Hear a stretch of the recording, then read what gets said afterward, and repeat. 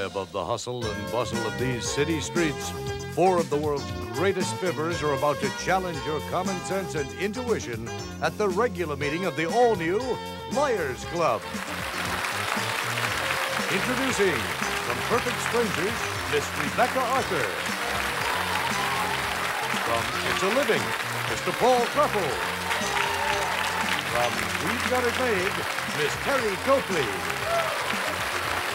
And here's our resident authority on almost nothing at all, Mr. John Barber. And now, to keep this unruly group in order, the president of the new Liars Club, Mr. Eric Fortman.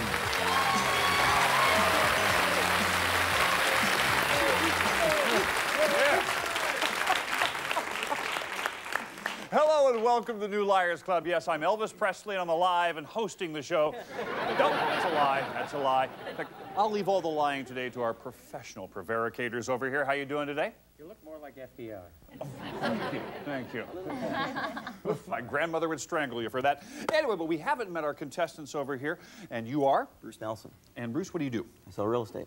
Ooh, swampland or? Yeah, any kind of swampland. Any kind of swampland. He's the guy to talk to. Bridge, yeah. Sitting next to you is? Marianne. And Marianne, what do you do? Just a housewife. Oh, don't say just a housewife. She's a housewife! Yeah, all right. Good one. Woo. All right, good luck to you today. Jim. Jim Norman. And what do you do? I sell computers. Just a computer salesman. Not at all, no. And finally? I'm Janice Minskip. And you are accounting clerk.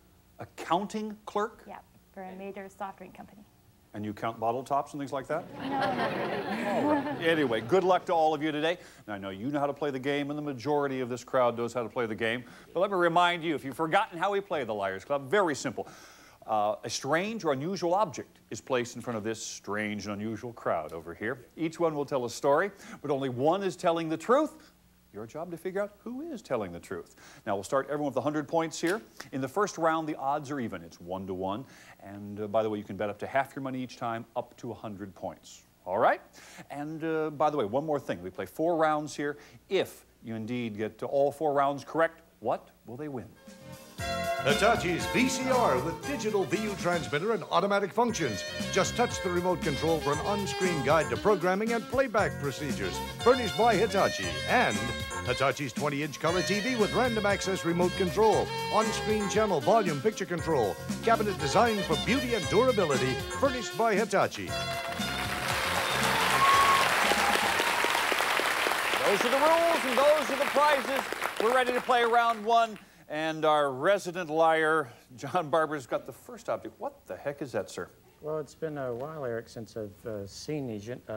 This is George Bush's Q-tip. It goes in one ear, not the other. No. Write your letters, care of John. Actually, these are 2 items, and you'll notice they're different sizes, and they just happen to be tied together for our convenience. These are the most difficult musical instrument to play is the bassoon. A lot of spittle is expelled when people blow a bassoon. And you notice these are different sizes because some people have different size bassoons. Like your bassoons might be bigger than Rebecca's bassoon. And what these are is these are bassoon swabbers. So after the USC marching band plays or the RCMP marching band plays, there's somebody who has to go in and swab out the bassoons. Not baboons. They do their own swabbing. I know that you play the buffoon, so I'm willing to buy the story, maybe, but I'm curious what Terry's going to tell us this is. Why are you laughing? This man is always laughing at me. Pass the paddle down. Okay. This is, as he said, is tied together for our convenience, but this is made by the women who used to do wonderful things for their husbands. And we quit. Anyway. And what wonderful things would this be doing? Well, the man uses this to clean out the barrel of his gun. And there are 2 different sizes, and for further down and up close, and different sizes of gun. Don't clean the husband's gun anymore. So a gun cleaner. Paul Krepple. Is it a cleaner? No, it is not a cleaner. As a matter of fact, I know it looks a lot like a cleaner, but you can see from the design, the kind of quilty, plaid-y kind of pattern, and the wool. You know what these things are? I'm sure you all know about the Scottish sword dance. You know, the little thing that the Scottish people do. Well, they teach that dance when they're very young.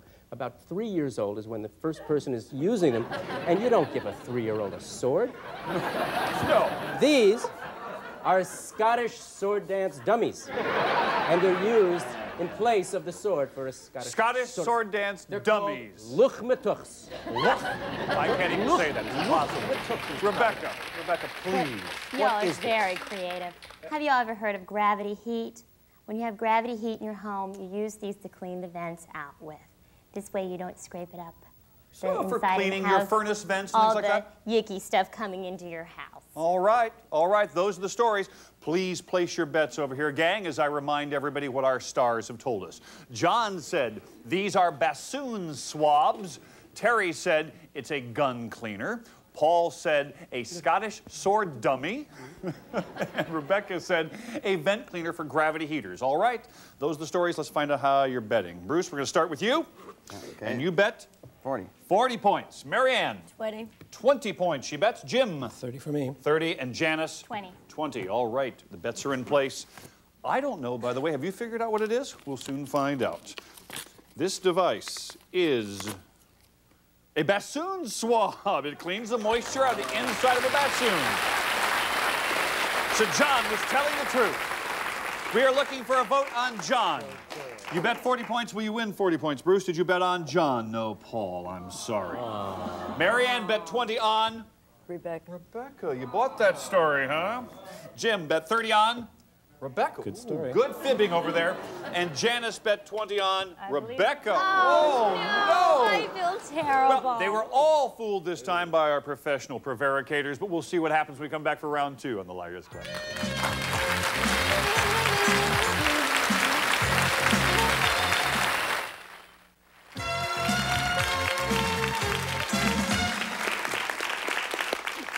We've been cleaning our bassoons while you've been away, and now we're ready to play round 2, and things are exactly the same, except the odds are doubled. You can double your points this time, all right? 2 to 1, and we're ready to start with Rebecca with her object. What is it? Okay, now you've got to believe me. This is truly what this is. This is an antique English tie presser. It even says on here, Tailor and Outfitter, A.A. Norman. Wandsworth Road or something like that. But what you do is you put your tie in there. Not those clippy jobs, the real ties. Okay, the ties, they press them in here, you put these little things up, and then they go to bed. I'm telling you. Oh, God, believe me. Please, okay? Wait. Anybody who says clippy jobs certainly is telling the truth. Yes, All right. it's not those wimpy clippy jobs. It's real bow ties. This is a tie presser. Yes, and you just All stick right. it in like that, go night-night, wake up in the morning, and you have a pressed Paul doesn't tie. need it. His ties are always well pressed. I am telling you the truth. Sure. I mean, no Melanian Wadsworth Radzik. This is an Armenian cheese straightener. Armenian string cheese is placed inside of this. It's an antique. They don't use them anymore, of course, unless you make your own cheese. It's an Armenian cheese straightener. But not for clippy cheese. Believe me. No, not clippy cheese. String cheese. An Armenian cheese presser. Straightener. Straightener? Yes. Sorry. Terry, is it a presser straightener? has Is it a another presser? claim. What is it? I'm not going to take this doolittle apart again, but what it is this is for butterfly collectors. Butterfly collectors. That's really gross. That's gross. God. Well, they got to do it somehow, so they use this guy. So they put the butterfly in there before mounting it. Yes, they, straighten that guy out and keep him stiff and... All right. Ew. So it's a butterfly press? Is that the word? let's see, did it work? No, I assume it does. Well, I'm going to buy the Wait, story. I'm gonna Butterfly see. press. She's looking for bloodstains. Yep, it's there. All right. John Barber. Well, listen, I want to talk to Bruce, the guy that sells marshland. The Egyptians invented papyrus, which was paper, about 5,000 years ago. And until that time, all coinage was silver, actual gold or actual silver. But the Egyptians only used papyrus for writing. It was the Chinese who took it a step further and decided to combine the two. And what the Chinese did is they were the first to develop paper money. And the engraving plates were put inside here, and then that's how they engraved the paper money. Okay, for printing early paper money. Those are the stories. You've heard the tall tales. Now, place your bets as I remind you the tales we just heard. Rebecca said it's an antique tie press. Paul said an Armenian cheese straightener. Terry said it's a tool used for butterfly collectors. And John said it's for early printing papyrus money, paper money. All right. One of those people actually was telling the truth. I don't know who it is. Let's find out how you're voting. First of all, I want to know what kind of points you're betting here and how confident you are. Bruce is ready, and we're set to go, sir. Oh, no, he's rethinking, saying, well, that was a lie, but that was... Okay, here we go. Bruce is betting 30. 30 points here in round 2. Marianne? 30. 30. Jim? 30 points. 30. And Janice? Going for broke. 40. Oh, she says, oh, yeah, you're betting half. All right. Let's find out what it is. Is it a press? Is it a straightener? Is it a papyrus thing? It is for straightening and pressing old-fashioned bow ties. Rebecca was telling the truth. I told you I was telling the truth. So we're looking for a vote on Rebecca. Who knew? Bruce bet 30 points. Will he win 60 on John? You bought the paper money, all right. Marianne bet 30, and she on John. Oh, I'm so sorry. Jim bet 30 on Rebecca. All right. So we have 60 points to your score. And Janice bet 40 on Rebecca. All right. All right, we got a game going here. So at the end of round 2, Rebecca's in first place with 160 points. We're going to find out who's going to win. We got at least 2 more rounds. Come on back.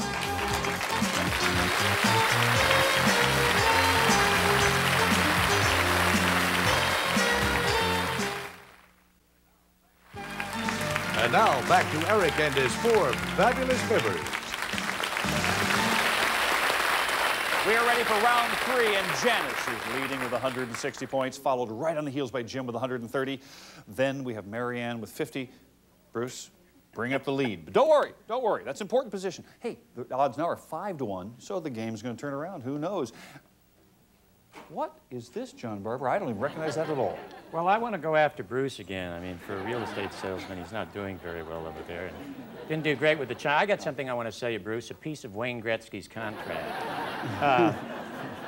In about the 17th century, the most successful whalers were Scandinavians. They worked both the Arctic and the Antarctic, and they used to have to work with harpoons with ropes, and it required too many men to work it.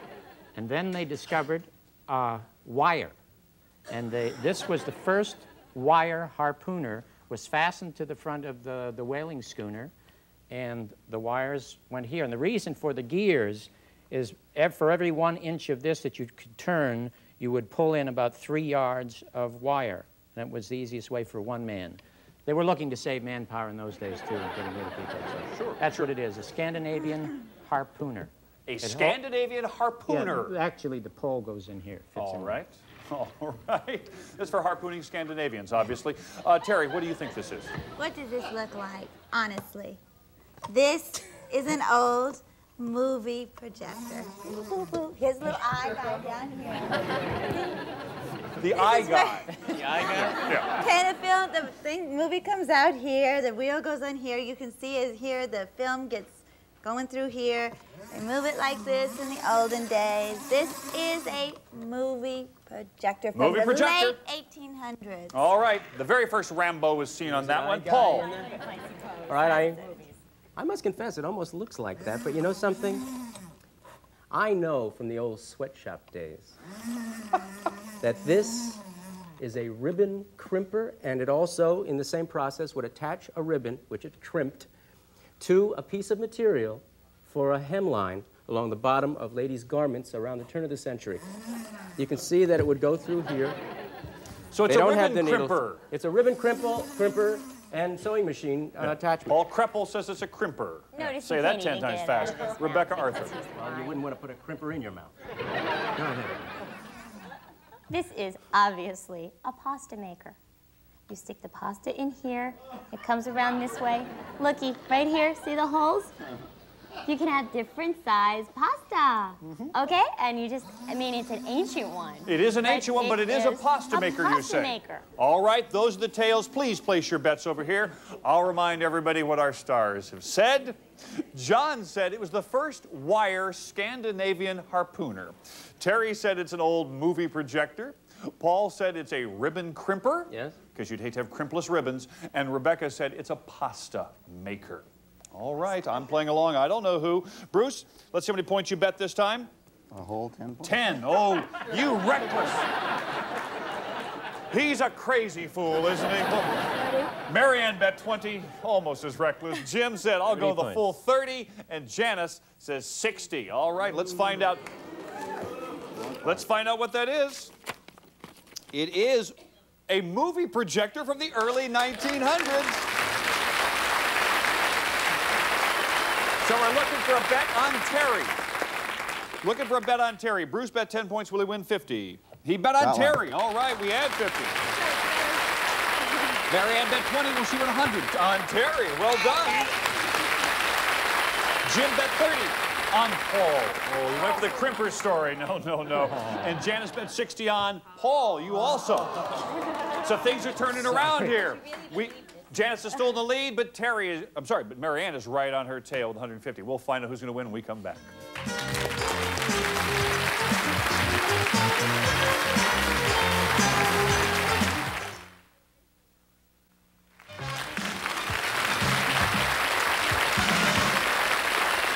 Double-checked and rechecked our math, and we find out that Marianne is now in the lead with 150 points. It's a real tight game, and by the way, the final round is 10-to-1 odds, so anybody can win. That's what I like about it. I also like the fact that it's the Art Corner. So let's find out what is in the Art Corner today. Give it a spin, please. All right, it is a painting. And gang, we're not looking for the name of the artist. We're looking for the title of the painting, and John Barber will tell us. Well, indeed, you're all very fortunate to see that. We're all very fortunate to see this. This is the very first time that this has been put on national and international display. The Westmoreland family in Hollywood, aside from being the foremost cosmeticians in the motion picture and television industry, is comprised of some brilliant artists. And Percy Westmoreland painted this. It comes from his private collection. It's called Zsa Zsa Without Makeup. Zsa Zsa Without Makeup. Yeah. And you ought to see Ava. All right, Terry. Actually, this painting was painted by Wanda Ellerbeck, and it is simply called Grandmother. Grandmother. All right, that's simple. That's simple. Grandmother. Paul. Hi, Eric. How are you? Yes, this is a Wanda Ellerbeck painting, as you can tell. But you'll notice she's looking down, the feel is down, everything is down. And as we get older, we all begin to feel the same expression she has on her face. It's entitled Gravity. Gravity. Okay. Okay. Do you notice if we don't get through this round, I'm going to be looking like that. All right, Rebecca. Do you notice how he stutters when he's lying? Anyway, Wanda Ellerbeck is the artist, but it's entitled Twilight Years. Twilight Years. Yeah, see the twilight? I sure There's do. the years. Okay, okay. Place your bets. It is the final round. I'll remind you what our stars have just told us. John said it's Zsa Zsa without makeup. Terry said grandmother. Paul said gravity. And Rebecca said the twilight years. Bets are in place. It is anybody's ball game. Bruce, you bet? 40. Marianne? 70. 50. Jim? 50. Janice? 50. 50. All right. As I said, let's find out who's going to win this one and find out who's telling the truth.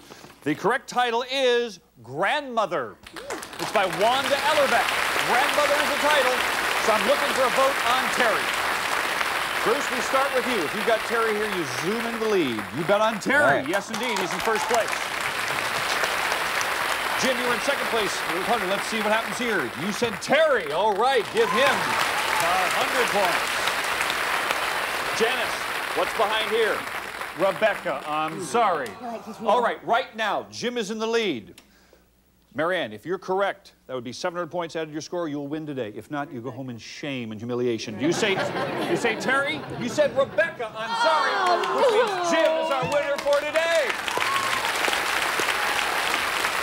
Congratulations. All right. Now, Jim, you take home 600 points, of course, and what are the other prizes? Shopping, plus 6 days accommodations at West Edmonton Mall, one of the world's largest indoor tourist destinations. Features a water park with dolphins, water slides, river rapids, shopping, plus 6 days accommodations at fabulous Fantasyland Hotel, furnished by West Edmonton Mall.